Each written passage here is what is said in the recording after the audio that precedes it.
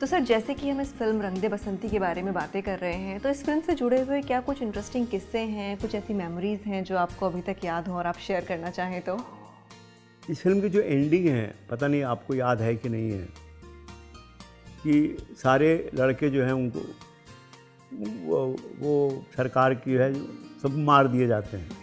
और फिर सीन है कि वो सरसों के खेत में जाते हैं चारों और देखते हैं कि एक छोटा सा सरदार है और उसका बाप जो है वो कुछ खेती कर रहा है, कुछ बीज बो रहा है।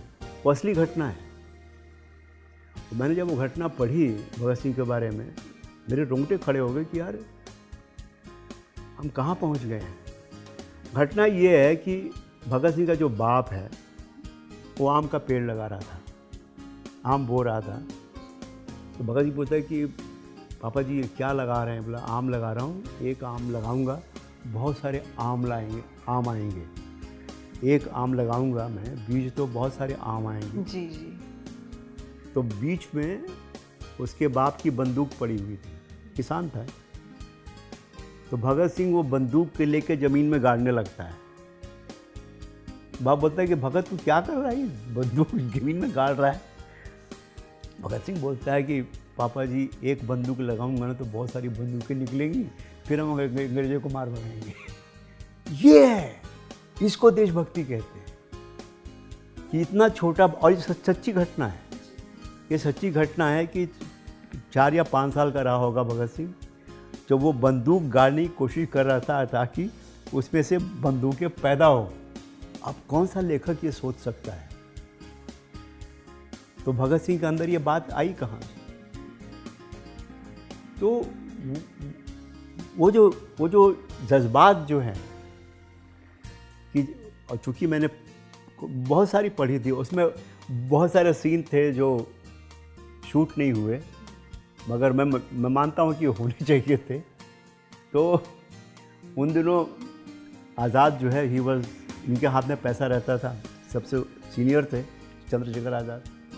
सबको 8 आने मिलते थे खाना खाने के लिए, कि 8 आने लोग खाना खा के आओ। लाहौर की बात है, ये लोग जा रहे थे लाहौर में, तो देखी पिक्चर लगी है uncle Tom's cabin, American film. अब भगत सिंह का दिल आ गया कि यार पिक्चर देखनी चाहिए। टिपिकल, ऐसा नहीं कुछ एक्स्ट्राऑर्डिनरी, ऐसा कुछ था, पिक्चर देखनी यार। बोले यार मगर वो 8 आने खाने के लिए दिए थे पंडित जी ने, अब पिक्चर देखेंगे तो खाएंगे क्या? अरे पहले पिक्चर तो देख लेते हैं ना, फिर देखते हैं। तो सब लोग खाना भूल के जाके पिक्चर देखे, वापस लौटे तो सबके मुंह लटके हुए, खाना नहीं खाया था, भूखे थे। तो आज़ाद ने पूछा कि क्यों तुम लोग खाना वाना खा लिए? अब Bhagat Singh was the leader in a way because he was the most educated, he was a graduate, he used to write, he was a journalist, लिखते थे पत्रिकाओं में, पत्रकार भी थे, बोलते भी थे, अच्छा थे, आर्टिकुलेट थे, लिखते भी थे। तो वही आगे कर रहे कि भाई तुम लड़ो, तुम सब बताओ। बोले पंडित जी ऐसा है कि हम लोग हैं क्रांतिकारी। और हम लोग लाहौर में जा रहे थे तो एक फिल्म देखी लगी थी अंकल टॉम्स कैबिन, अमेरिकन क्रांतिकारियों के बारे में। हमने सोचा शायद फिल्म में कोई ऐसा चीज़ हो जो हमारे काम की हो, वो भी क्रांतिकारी, हम भी क्रांतिकारी। वो क्रांतिकारी, तो हमने कहा चलो फिल्म देख लेते हैं। तो कुछ देखूँ थोड़ी थे चंद्रशेखर आज़ाद, जानते थे कि ये तो भगत को शौक़ है फिल्मों का। फिर उन्होंने पिटाई विटाई शुरू की, फाइट वाइट हुई दोनों की, बाद में फिर सबको दोबारा खाने को पैसा दिया। तो वो जो एनर्जी थी छेड़छाड़ की, एक दूसरे की टांग खींचने की, और सबकी, अब जैसे सुखदेव था तो उसकी आदत थी, भुट्टों का शौक़ था उसको, तो एक जेब में भुट्टा, एक जेब में बंदूक लेके निकलता था, और कभी कभी गलती से बंदूक की जगह भुट्टा निकाल लेता था अंग्रेज़ों को मारने के लिए। ये सच्ची घटना है जी। जो राजगुरु थे, महाराष्ट्रियन थे, वो कहीं भी सो जाते थे, वो कहीं भी उनको नींद आए तो उनको भेजा है कि जाके देखो वो फलां अंग्रेज अफसर निकलने वाला है पुलिस स्टेशन से, उसको मारना है, तो तुम यहाँ जाके पेड़ पे बैठ के तुम देखो वो कब निकलता है, हमें खबर करो, इशारा करो, हम पहुँच के उसको गोली मारेंगे। तो अंग्रेज़ निकलता है और ये साहब सो गए पेड़ पे, राजगुरु पेड़ पे ही सो गए। अब ये लोग भी वेट कर रहे हैं, कब वक्त अब बताएगा कब क्या ले। अंग्रेज आके चला भी गया, मालूम पड़ा कि राजगुरु सो रहे थे। ऐसे लोग थे, ऐसे दीवानगी थी उनकी, कोई बहुत एक्स्ट्राऑर्डिनरी नहीं थे, बिल्कुल ऑर्डिनरी लड़के लड़कियों जैसे थे, आज जैसे लड़के लड़कियां हैं। और यही सारी फिल्मों ने मिस किया, जितनी फिल्में बनी भगत सिंह पे, बॉबी देओल, सनी देओल को लेके और लोगों को लेके, सबने यही बेवकूफ़ी की। एक तो सबकी उम्र 40+ में, और ये लड़के थे, यंग लड़के थे, और वो मतलब उनकी सेक्रीफाइस सुन के जो वो रोंगटे खड़े हो जाते हैं कि देखो उस यंग एज में इनकी जो जो जो अब जैसे कि खाने की बात है, एक जगह खाने के पैसे नहीं थे, तो आगरे की बात है, तो गए ताजमहल के बगीचे में बैठे, सबने कहा कि यार वो खाने वाने कुछ हो नहीं रहा है भगत, यार क्या करें। कहानी ये है कि भगत सिंह ने अखबार भी छाया और कहानी शुरू की, ये देखो ये चिकन मसाला है, ये नान है, ये फलां है, और कहाँ कुछ नहीं है, ये देखो ये उठाओ रोटी तोड़ो। They pretended to eat when there was nothing.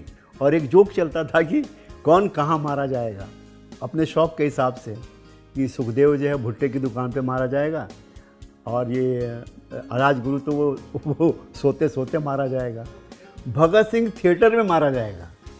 Picture देखने गया होगा, आएगी अंग्रेज पुलिस जी, तो बोले कि चलो वहीं मारा जाएगा, तो ये कहे, भगत कहेगा कि यार कम से कम पिक्चर तो पूरी देख लेना, तो उसके बाद फांसी दे देना, पहले पिक्चर। ऐसे लड़के थे, and this is what they all missed. मैंने कहा कि अब मैं सबको दिखाता हूँ, एंड दैट्स वाई वो जो ह्यूमर है, वो जो एक दूसरे की टांग खींचना है, जो एनर्जी है रंग दे बसंती की, वो वहीं से आई है, जो उनकी असली उनकी ज़िंदगी में थी, कि वो एक दूसरे की टांग खींचना, मजाक करना। एक बहुत ही इंटरेस्टिंग घटना है कि आज़ाद शाकाहारी थे, Bhagat Singh was not vegetarian, he was non vegetarian, sardar, और उनको तकलीफ़ होती थी कि नॉनवेज खाने को नहीं मिलता। उन्होंने कि यार एक काम करते हैं, पंडित जी को किसी तरह अंडा खिला देते हैं। तो भगत सिंह ने उनको बिठाया, बोला पंडित जी क्या है, अंडा जो है ना उबला हुआ, आलू, उस पर क्या फ़र्क है, ऐसा आलू होता है, ऐसा उबला हुआ अंडा है, तो आलू खा सकते हैं, तो उबले हुए अंडे खाने में क्या तकलीफ़ है। ही कन्विंस्ड, एंड हम हैं क्रांतिकारी, हमें ताकत चाहिए, अंडे में ताकत है, सब्जी में कितनी ताकत होगी। तो आज़ाद एग्रीड टू ईट एग्स। जब अंडा खा लिया तो भगत सिंह ने कहा कि पंडित जी जब आपने बीज खा लिया तो जो पेड़ है, मतलब चिकन, उससे क्यों इतराज़ होना चाहिए। और फिर जो पंडित जी ने पिटाई की भगत सिंह की, पूरी रेसलिंग हुई, मारा मारी, कि साले तूने मेरा धर्म भ्रष्ट किया, मुझे नॉन वेज खिलवाया, मैं ब्राह्मण हूँ जी, ऐसी ऐसी अद्भुत कहानियाँ थी उन लोगों की। और वो मैं चाहता था कि वो आज के जो लड़के हैं वो देखें कि हाँ ये यंग इंडिया होता था एक ज़माने में।